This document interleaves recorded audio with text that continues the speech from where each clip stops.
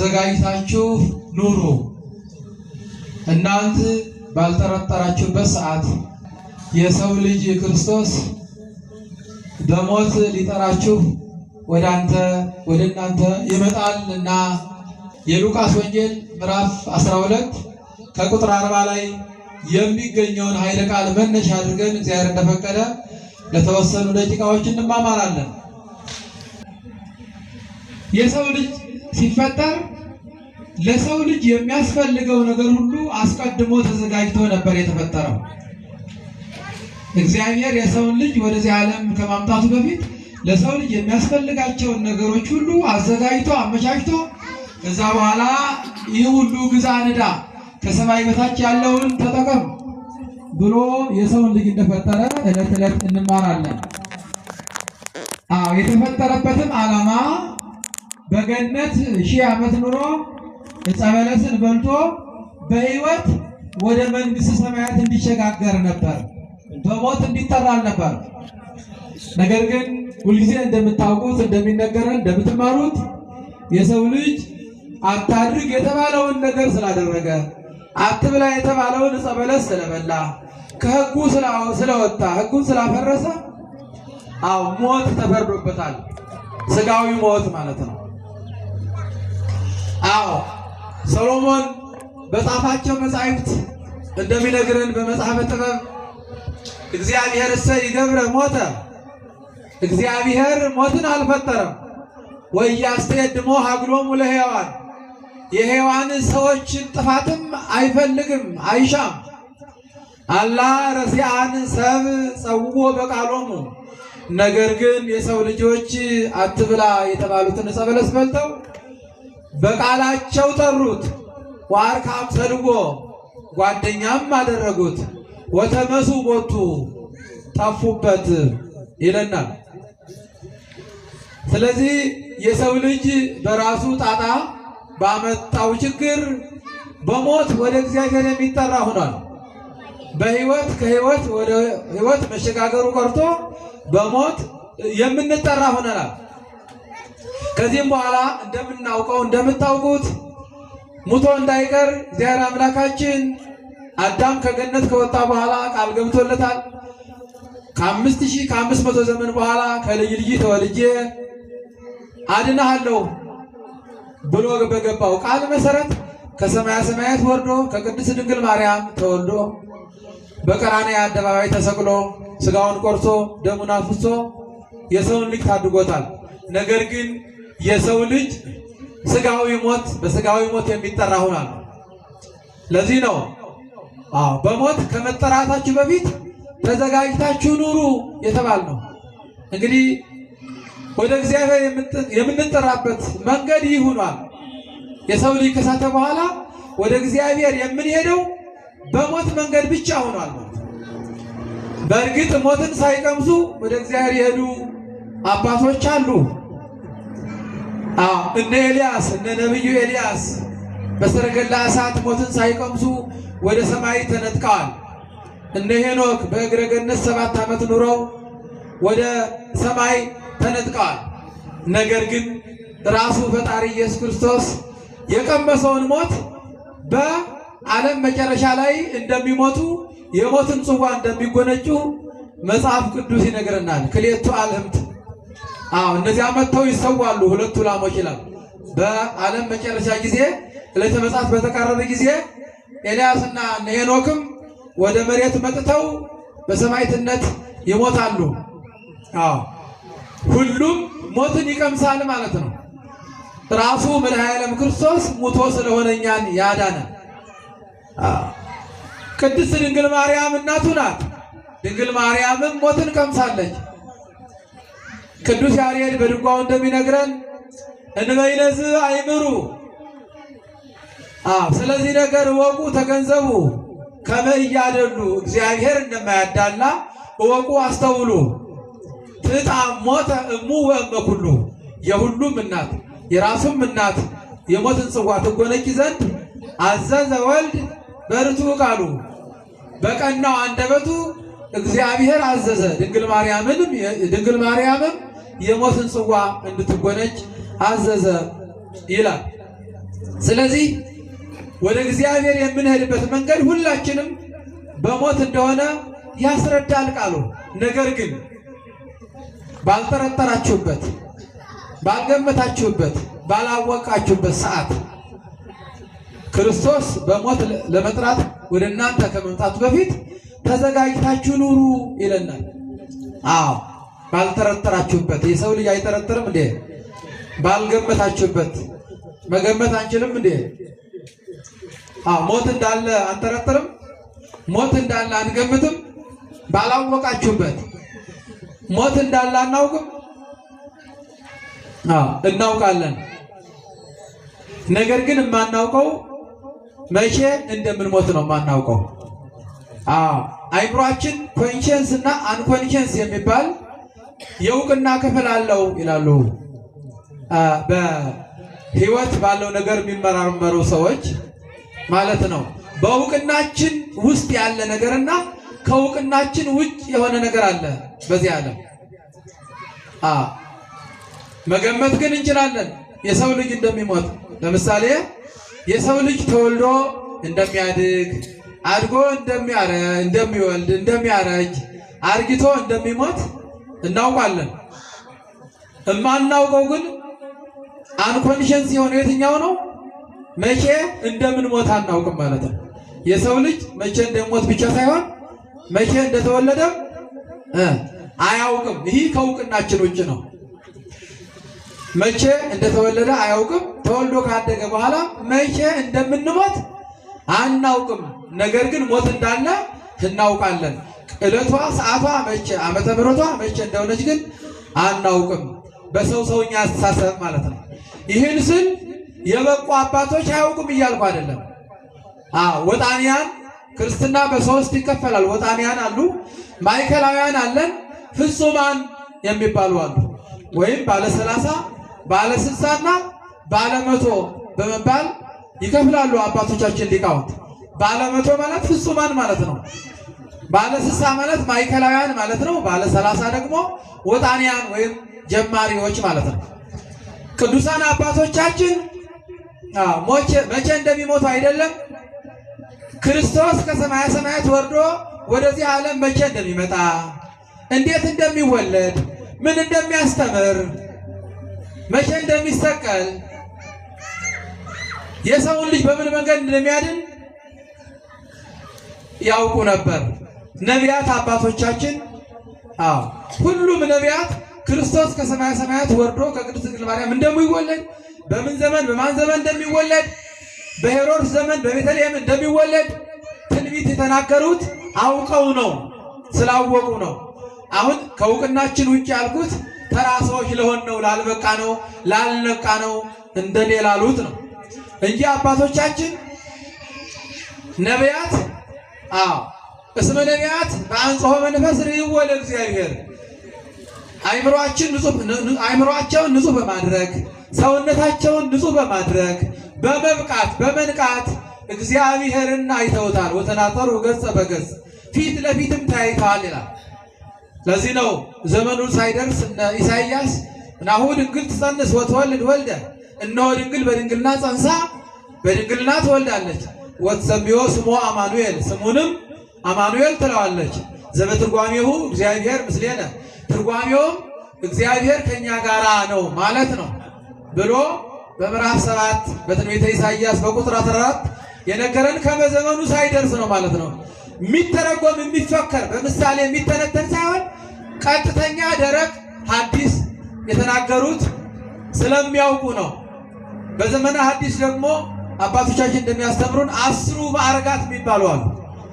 የመጀመሪያው ንጽሐ ሥጋ ነው። ከንጽሐ ሥጋ ጀምሮ እስከ ነጽሮተ ስዱስ ቅዱስ ድረስ የበቁ አባቶቻችን አይደለም መቼም እንደሚሞቱ፣ ዓለም ምን እንደሚሆን፣ በአጠቃላይ ምን እንደሚደረግ ያውቃሉ፣ ይገለጽላቸዋል። ነገር ግን እንደኔ ላሉት ደካማዎች ግን አይደለም ስለሌላው መተንበይ፣ ስለሌላው ማወቅ፣ ራሳችን ነገ ምን እንደሚገጥመን፣ ከነገ ወዲያ ምን እንደሚገጥመን፣ ዛሬ ራሱ ከቤተ ክርስቲያን እንደወጣን ምን እንደሚገጥመን አናውቅም። ይህ ከእውቅናችን ውጭ ነው። ስለዚህ እግዚአብሔር አምላካችን በወንጌል ምን አለ? በሞት ሊጠራችሁ የሰው ልጅ ክርስቶስ ወደ እናንተ ከመምጣቱ በፊት ተዘጋጅታችሁ ኑሩ ይለናል። መዘጋጀት ምንድን ነው ወገኖቼ? መዘጋጀት ምንድን ነው? እንግዲህ በሁለት ከፍለን ልናየው እንችላለን። የምድራዊ ሕይወት ዝግጅት እና የሰማያዊ ሕይወት ዝግጅት ብለን ልንከፍለው እንችላለን። ለምድራዊ ሕይወት ዝግጅት ምንድን ነው? ስለምን እንዘጋጃለን? የሰው ልጅ ምድራዊ ሕይወቱን ለማስቀጠል በሕይወት ሳለ በምን ዙሪያ ዝግጅት ያደርጋል ብንል በብዙ ነገር እንዘጋጃለን አይደለም? በብዙ ነገር እንዘጋጃለን። ሕይወታችን እንድትቀጥል እናስባለን። ለመማር እናስባለን፣ እንዘጋጃለን፣ እንማራለን። ቤት ለመስራት እናስባለን፣ እንዘጋጃለን። የራሳችን ሕይወት ለማስቀጠል እንዘጋጃለን። ትዳር ለመያዝ እናስባለን፣ እንዘጋጃለን። መኪና ለመግዛት እናስባለን፣ እንዘጋጃለን። በተለይ አሁኑ የዘመኑ ሰው ያለ በፕሮግራም ነው ሕይወት መመራት ያለበት፣ ወይም በመርሃ ግብር በእቅድ ነው ሕይወት መመራት ያለበት ይላል አይደለ? ወደ ገጠር አካባቢ ደግሞ ሁላችንም እኔ ተወልጄ ባደግኩበት አካባቢ ያለው ማህበረሰብ ደግሞ ሁሉንም ለእግዚአብሔር ይሰጣል። እግዚአብሔር ያውቃል። ገበሬው ሰኔ ግንቦት እህሉን ዘሩን ከጎተራው አውጥቶ ሲያፈስ እግዚአብሔርን አምኖ ነው። እግዚአብሔርን አምኖ ይዘራል። እግዚአብሔርን አምኖ ለአቅመ አዳም ሲደርስ የትዳር አጋር ይፈልጋል። እግዚአብሔርን አምና ለአቅመ ሔዋን ስትደርስ የትዳር አጋር ትፈልጋለች። የከተማው ሰው ግን እንደዚህ አይደለም። መጀመሪያ ከጋብቻ በፊት ምን እናድርግ ይላል። ቤት መስራት አለብን፣ ቤት መግዛት አለብን። ቤት ከገዛ በኋላስ ልጅ ከመውለዳችን በፊት መኪና መግዛት አለብን ይላል። ይህ አስተሳሰብ በኢትዮጵያ በገጠሩ ማህበረሰብ ግን የለም። ድሃ ለድሃ ይጋባል በውሃ የሚባል አባባል አለ። እግዚአብሔርን አምነው ይጋባሉ። ነገር ግን በተወሰነ እነሱም ዝግጅት አያደርጉም ማለታችን አለን። ይዘጋጃሉ። ነገር በከተማ አካባቢ ያለው ዝግጅት ግን እንደ ፈረንጆቹ እንደ ምዕራባውያን ያለ አጠቃላይ ስነ ተፈጥሮን ሁሉ መከላከል። መኪና ሳንገዛ ቤት ሳንገዛ ልጅ መውለድ የለብንም። እንደ ልጅ አመተን መሰረታዊ ፍላጎት እንዴት እንሞላለን? ይህኛው ደግሞ ኢንዲቪጁዋሊዝም የሚባለውን ፍልስፍና የተከተለ የምዕራባውያን አስተሳሰብ የፈረንጆችን አስተሳሰብ የተከተለ ነው። በመጠኑ ግን መዘጋጀት አለብን።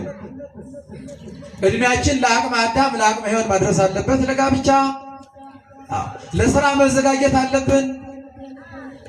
ለማንኛውም ለህይወታችን ለሚያስፈልግ ነገር ማዘጋጀት እንዳለብን ሁላችንም እናምናለን ማለት ነው። ነገር ግን አጠቃላይ ሁሉንም እኛ ሁሉን አወቅ ሆነን ለእግዚአብሔር የምንተወው ነገር ሳይኖር ልጅ የምወልደውም በዚህ በቅድ ነው፣ ስነ ፍጥረትን ጭምር በመከላከል። በነገራችን ላይ ልጅ የሚወለደው በእግዚአብሔር ፈቃድ ነው። በእኛ እቅድ እኛ ባቀድ ነው እኛ ባሰብ ነው አይደለም። ስጋዊ ዝግጅት የሚባለው ይህ ነው። ህይወታችንን ስጋችን ለማስቀጠል የምንዘጋጀው ዝግጅት ስጋዊ ዝግጅት ይባላል። ይህ የሚያልፍ ኃላፊ ጠፊ ዝግጅት ነው። ሁለተኛውና ዋናው ዝግጅት ግን ሰማያዊ ዝግጅት ነው። ተዘጋጁ የተባልነው በወንጌሉ የተነገረው ቅድም በጠቀሱት ምዕራፍና ቁጥር የተጠቀሰው ለሰማያዊ ህይወት ተዘጋጁ ነው የተባልነው። ምክንያቱም እኛ ህይወታችን ኃላፊ ጠፊ ነው፣ እንሞታለን፣ በስጋችን እናልፋለንና ከማለፋችን በፊት ለነፍስ የሚሆነውን ስንቅ እንድንይዝ ነው ተዘጋጁ የተባልነው። ይህ ቃል የተነገረው ይህ ቃል ከመነገሩ በፊት ወደፊት ቀደም ብሎ በዚያው በሉቃስ ወንጌል 12 ላይ ስለ ርስት ጉልት ለኔ ብሎ በርስት ክፍፍል የሚጣሉ ሰዎች ያነሳል ወንጌሉ። ከነዚህ መካከል አንዱ ወደ ጌታችን ወደ ኢየሱስ ክርስቶስ ቀርቦ ርስት አላካፍለኝ አለ የሚል አቤቱታ አቀረበ። ርስት አላካፍለኝ አለ። በፍቅረ ንዋይ ተጣልተው ቀርበው እግዚአብሔርን ሲጠይቁ በምሳሌ ነገራቸው። እርሻው አዝመራው የሰመረለት በአጠቃላይ ዘመን ያነሳው ዘመን ያከበረው ሰው ነበር ብሎ በምሳሌ ይነግራቸዋል። ይህም ዘመን ያከበረው ባለጸጋ ባለሀብት እህሉ የሰመረለት ጎተራው የሞላለት ሪቆ የሞላለት ሰው ምን አለ ይላል? ነፍሴ ደስ ይበልሽ፣ ብዙ ሀብት አለኝ፣ ብዙ ንብረት አለኝ፣ ብዙ ገንዘብ አለኝ። ስለዚህ የቀደመውን አሮጌውን ጎተራውንና ሪቁን አፍርሼ ሌላ ሰርቼ በዚያ አከማቻለሁ። መጋዘኑን የፊተኛውን አሮጌውን መጋዘን በዘመንኛ ቋንቋ በሀገርኛ ቋንቋ ጎተራ ሪቅ ይባላል። በዘመንኛ ቋንቋ ደግሞ መጋዘን ሊሆን ይችላልና ይህን የቀድሞውን አሮጌ መጋዘን አፍርሼ ሌላ አዲስ ሰርቼ በዚያ ላይ አከማቻለሁ። ከዚህ በኋላ አርፈሽ ተዘልለሽ ኑሪ ቢ ገንዘቡም አያልቅም ብሎ ተናገረ ይላል። በዚህ ጊዜ ወይ በሎ እግዚአብሔር ለውቱ አብድ ይነስዋ ለነፍስከ በዛቲ ሌሊት፣ አንተ ሰነፍ ሰውዬ ነፍስህን መላእክተ ጽልመት በዚች ሌሊት ይወስዷታል፣ ነፍስህ ከስጋ ትለያለች አለው። ይህንና ይህን እየነገረን ከመጣ በኋላ ነው ተዘጋጅታችሁ ኑሩ ያለው። የዚያ ሰውዬ ግብታዊ ሞት ደርሶባችሁ የነፍስ ስንቅ ሳትይዙ በሞት እንዳትጠሩ ተዘጋጅታችሁ ኑሩ ያለው። ዝግጅት ምንድን ነው? እንግዲህ ለአንድ ክርስቲያን ሁለት መሰረታዊ ነገሮች ያስፈልጉታል። ለአንድ አማኒ አንደኛው መሰረታዊ ነገር ሃይማኖት ነው። በሃይማኖት መጽናት ነው። ሶስት አካላት እንዳሉ በስላሴ አንድነት ሶስትነት ማመን ነው። ከሶስቱ አካላት አንዱ አካል ከሰማያ ሰማያት ወርዶ ከቅድስት ድንግል ማርያም ተወልዶ ስጋውን ቆርሶ ደሙን አፍሶ ዓለምን እንዳዳነ ማመን ነው። ጠቅለል ስናረግ ሃይማኖት ነው። የጸና ሃይማኖት ያለው መሆን ለአንድ ክርስቲያን ያስፈልጋል። በሃይማኖቱ የማይደራደር ዝግጁ ቆራጥ መሆን አለበት። ማኅተመ ጋንዲ የሚባል አንድ ፈላስፋ ታውቁት ይሆናል። የተናገረው አንድ ወርቃማ ነገር አለ። ብዙ ነገሮች ነው የተናገረው። ስለ ሃይማኖት የተናገረውን ብቻ ልንገራችሁ። መስዋዕትነት የማይከፈልበት ሃይማኖት ሃይማኖት አይደለም ይላል። ሃይማኖት ማለት እስከ መስዋዕትነት ድረስ መሄድ ማለት ነው። ሲመቸን ሃይማኖተኛ ነኝ፣ ሲመቸን ክርስቲያን ነኝ ማለት ሳይሆን እስከ ሞት ድረስ የሚያደርስ ነገር ሲመጣ እስከ ሞት ሕይወትን እስከ መክፈል ዝግጅት ያስፈልገዋል ለክርስቲያን። መስዋዕትነት የማይከፈልበት ሃይማኖት ሃይማኖት አይደለም። ስለዚህ ሃይማኖት መሰረታዊ ነገር ነው ለአንድ ክርስቲያን። በሃይማኖት የጸና መሆን አለበት። ሃይማኖት ያለው መሆን አለበት። አብ ወልድ መንፈስ ቅዱስ ብሎ የሚያምን አለበት። በቅድስት ድንግል ማርያም አማላጅነት፣ በጻድቃን ሰማዕታት ተረዳይነት አማላጅነት የሚያምን መሆን አለበት። ይህን ዓለም ፈጥሮ የሚመግብ ሰማይና ምድርን የፈጠረ ሁሉን የሚገዛ ሁሉን የሚያሳልፍ ፈጣሪ መኖር ማመን አለበት። ነገረ ስጋዊውን ምስጢረ ሥላሴን ማወቅና ማመን አለበት። አንዱ መሰረታዊ ነገር ለክርስቲያን ሃይማኖት ነው። ሃይማኖት ብቻውን ደግሞ ስለማያጸድቅ ምን ያስፈልገዋል? ስነ ምግባር ያስፈልገዋል። ስነ ምግባር ብለን የምንዘረዝራቸው ነገሮች ብዙ ናቸው። ከእነሱ መካከል የተወሰነ ነገር እናንሳ። ዝግጅት ሲባል ምንድን ነው? አሁንም ከሉቃስ ወንጌል ከምዕራፍ 12 ሳንወጣ ሲጡ ንዋየክሙ ወሃቡ ለምጽዋት ይላል። ገንዘባችሁን፣ ወርቃችሁን፣ ብራችሁን ሽጣችሁ ምጽዋት ስጡ።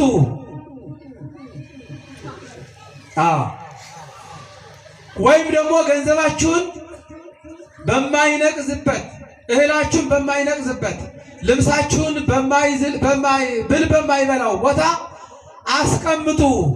ግበሩ ለክሙ ቁናማተ ዘይበሊ፣ የማያረጅ የማይበሰብስ የማይፈርስ መዝገብ ላይ ወይም ሳጥን ላይ ገንዘባችሁን አስቀምጡ ይላል። ምንድን ነው የማይፈርስ ሳጥን? ዝግቡ ለክሙ መዝገበ ዘበሰማያት። የሰማይ ሳጥን አብጁ፣ በሰማይ መዝገብ አስቀምጡ ገንዘባችሁን ይላል። አንዱ የሥነ ምግባር መገለጫ ምንድን ነው? ምጽዋት ነው ማለት ነው። ስለዚህ ምጽዋት ከሁሉም የሚበልጥ ክርስቲያን ሊተገብረው የሚችለው የሥነ ምግባር ክፍል ነው። ለዚህም ነው እግዚአብሔር አምላካችን በነቢዩ አድሮ ምጽዋት አበድር መስዋዕት፣ ከመስዋዕት ይልቅ ምጽዋትን እመርጣለሁ። ስለዚህ ተዘጋጁ ስንባል ካለን ተካፍለን እንድንለብስ ነው። ካለን ተካፍለን እንድንበላ ነው። ያለው ለሌለው እንዲሰጥ ነው። ዘቦክ ለክዳናተ ያብ ለዛልወቱ፣ ሁለት ልብስ ያለው አንዱን ለሌለው ይስጥ። ወገኖቼ ዛሬ ሳጥናችን ብንከፍተው ሻንጣችን ብናየው ሁለት ልብስ ብቻ ነው እንዴ ያለን? ሁለት ልብስ ብቻ ነው ያለን። እንዲያው እኛን ካህናትን ነዳያን ይለናል። ይብሉ ነዳያን ወይ ጽገቡ ይላል። ካህናት ነዳያን ናቸው። አያርስም፣ አይቆፍሩም። ሀብታቸው ትምህርት ማስተማር ነው። እንዲያው የካህናት እንኳ ሳጥን ቢፈተሽ አንድ ሁለት ልብስ ብቻ ነው እንደሚኖረው። ብዙ ካባ ይኖራል፣ ብዙ ልብስ ይኖራል። አውጥተን እየሰጠን ነው። መዘጋጀት ማለት ያለ ለሌለው ተካፍሎ መብላት ነው አንዱ። ደጃፋችን ያሉ በእርግጥ የአዲስ አበባ ሕዝብ ክርስቲያን ደግ ነው በእውነት። እንዲያው በገጠር አካባቢ የጎሰቆለ አሮጌ የለበሰ እንዲያው በሰውነቱ እንዲያው ኩምችሽ ያለ ሰው ነው የለውም ተብሎ የሚገመተው። ሰው የሚሰጠው ማህበረሰቡም የለውም ድሃ ነው ብሎ የሚሰጠው። የአዲስ አበባ ሕዝብ ግን እንዲያው ነጭ በነጭ ለብሰው እንዲያው ሀብታም ባለጸጋ መስለው ቁጭ ቢሉ መንገድ ቢቀመጡ ይሰጣል። ትሰጣላችሁ አይደለ? እውነት ነው ትሰጣላችሁ። ይህን የመሰለ ታላቅ ቤተክርስቲያን የሚገርም ቤተክርስቲያን የሰራችሁት እኮ ስለሰጣችሁ ነው።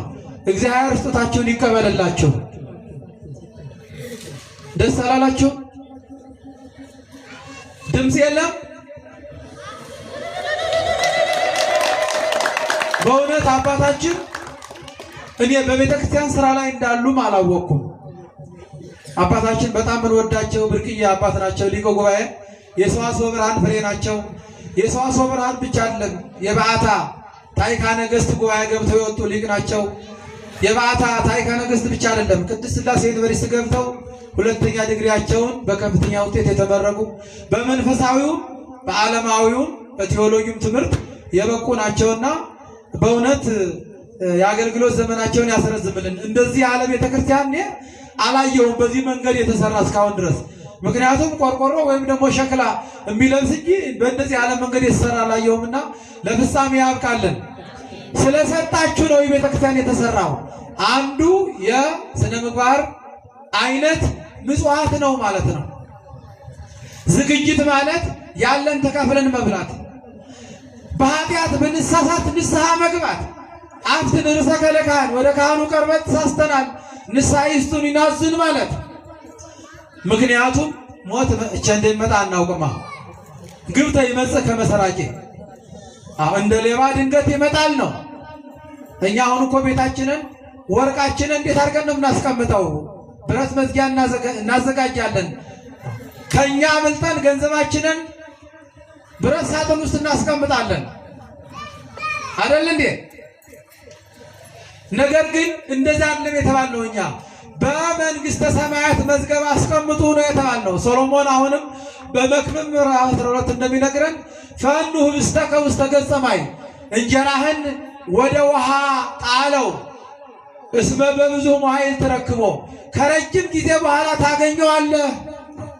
እንጀራህን ገንዘብን ወደ ውሃ ጣለው። ወደ ውሃ የጣለ ነገር አይገኝም፣ ይሰምጣል አይደለ? ፌስታልና ወይ ወረቀት ነገር ካልሆነ ወርቅ ብር ብንጥል ይሰምጣል፣ አይገኝም። ነገር ግን ከብዙ ጊዜ በኋላ ታገኘዋለህ። ውሃ የተባለው ድሃ ነው። ገንዘባችሁን ለድሃው ስጡት ነው። ከብዙ ዘመን በኋላ በዕለተ ሞት ከሞታችሁ በኋላ በመንግስት ሰማያት ዋጋ ታገኙበታላችሁ ነው የተባለው። ስለ ምጽዋት ሐዋርያው ያዕቆብ ይነግረናል። ባለጸጎቹን ይወቅሳቸዋል። በያዕቆብ መልእክት ምዕራፍ 5 ከመጀመሪያው ላይ ጀምረን ስናነብ ኑ አብልት ወግአሩ ላዕለ ሕርትምናክሙ፣ እናንተ ባለጸጋዎች ኑ ስለ ድክመታችሁ አልቅሱ እዘኑ። ብልክሙኒ ነቅዘ፣ ሀብታችሁ ነቀዘ፣ ወአልባሲክሙኒ ቆንቆነ፣ ልብሳችሁም ብል በላው። አዎ ወርቅ ክሙኒ ወብሩር ክሙኒ ዝህለ ብራችሁም ወርቃችሁም ዛገ ወዛይሉኒ ይከውን ሰምዐ ላዕሌክሙ ዝገቱ በእናንተ ላይ ምስክር ይሆንባቸዋል። ወይበልዑ ለሥጋክሙ ከመ እሳት እንደ እሳት ሆኖ ሥጋችሁን ይበላቸዋል ይለናል። ስለዚህ በሕይወት ዘመናችሁ እያላችሁ ገንዘባችሁን ለምጽዋት አድርጉ። ገንዘባችሁን ለቤተ ክርስቲያን ሥራ አውሉ። ገንዘባችሁን ለቤተ ክርስቲያን ስጡ። ገንዘባችሁን በሚያልፈው ገንዘብ የማያልፍ ወዳጅ አብጁበት ነው። መዘጋጀት ማለት ይህ ነው ወዳጅ።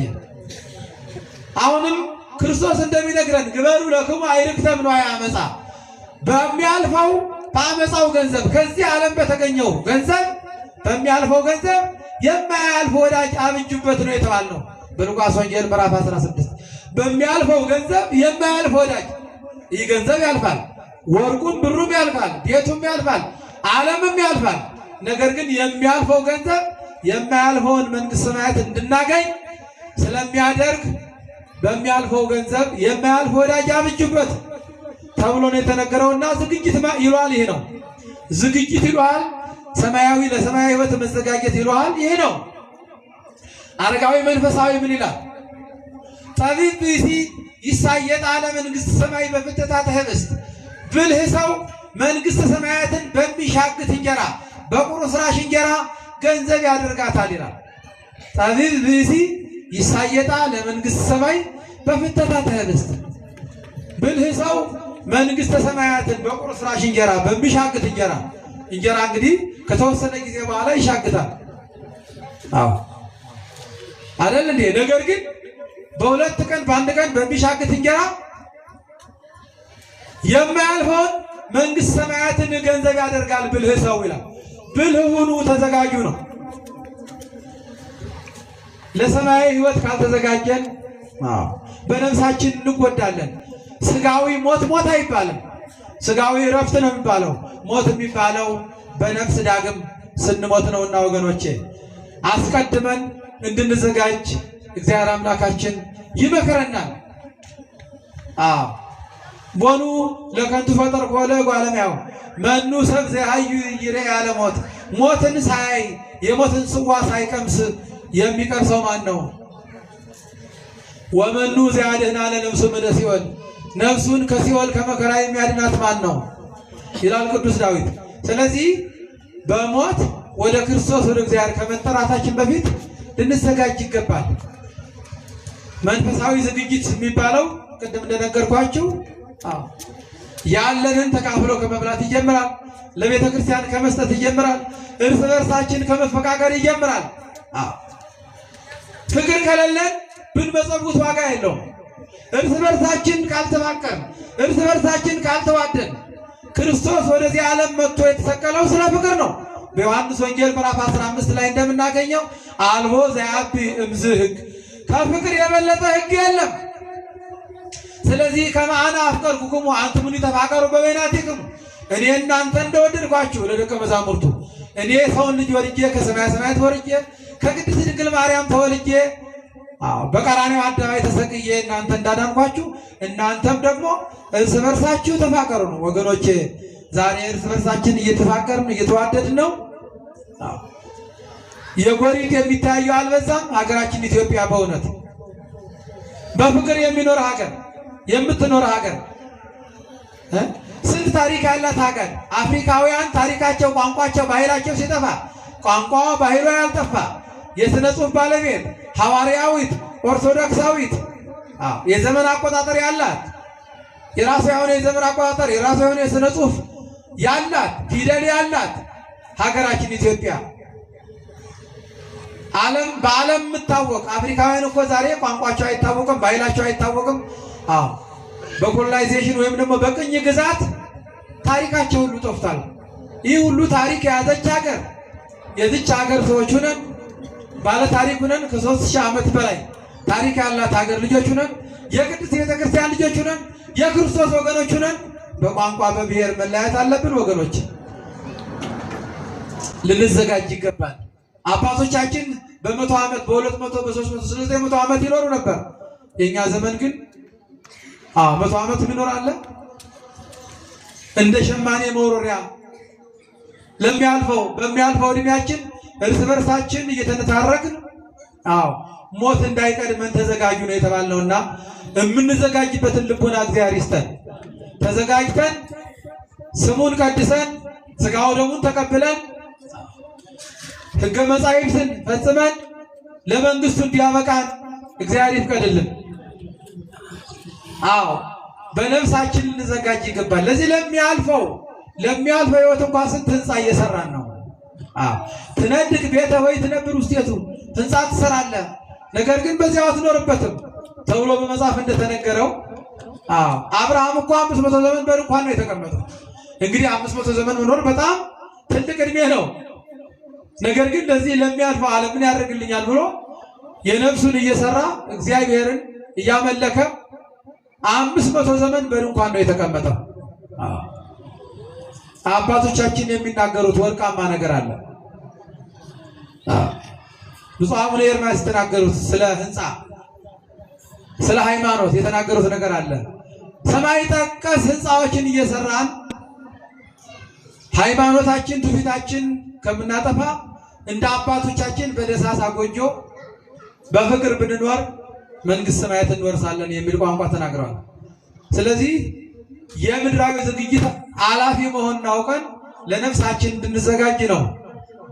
ግብቶ ይመጽእ ከመሰራቂ እንደ ሌባ ድንገት ይመጣልና ሞት ተዘጋጅታችሁ ኑሩ ነው።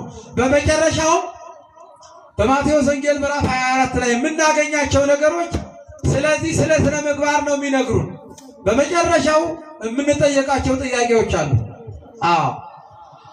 እረኛ በጎቹን በቀኝ ፍየሎችን በግራ እንደሚያቆማቸው እግዚአብሔር መድኃኔዓለም ወደዚህ ዓለም መጥቶ ይህን ዓለም ለማሳለፍ ሲመጣ ጻድቃንን በቀኙ እንደሚያቆም ኃጥአንን በግራው እንደሚያቆም ይነግረናል። ማቴዎስ ወንጌል ምዕራፍ 24 ላይ ለኃጥአን የሚቀርበው ጥያቄ ምንድን ነው? እስመ ርህብኩ አብላዕክሙኒ እርቦኝ አብልታችሁኛልና፣ ጸማዕኩ ወአስተይክሙኒ ተጠምቼ ጠምቶኝ አጠጥታችሁኛልና፣ ነግደ ኮንኩ ወተወከፍኩሙኒ እንግዳ ሁኜ መጥቼ ተቀብላችሁኛልና፣ ደወይኩ ወሐወጽክሙኒ ታምሜ ሆስፒታል መጥታችሁ ጠይቃችሁኛልና። ወይም ደግሞ ታሜ ጠይቃችሁኛል ነው። በቀራንዮ መከራ ሲቀበል የጠየቀው ሁሉ አብሮ አጠገቡ ላይ ነበራሉ። እነ ዮሐንስ እነ ድንግል ማርያምና እነ ማርያም መግደላዊት ብዙዎቹ ጥለው ሲሸሹ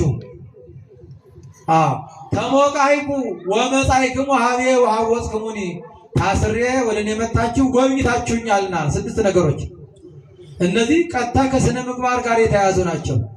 ለኃጥአን ደግሞ በተቃራኒው እርቦኛ አላበላችሁኝም፣ ጠምቶኛ አላጠጣችሁኝም፣ ታርዤ አላለበሳችሁኝም፣ ታምሜ መጣችሁ አልጠየቃችሁኝም፣ ታስሬ መጣችሁ አልጎበኛችሁኝም።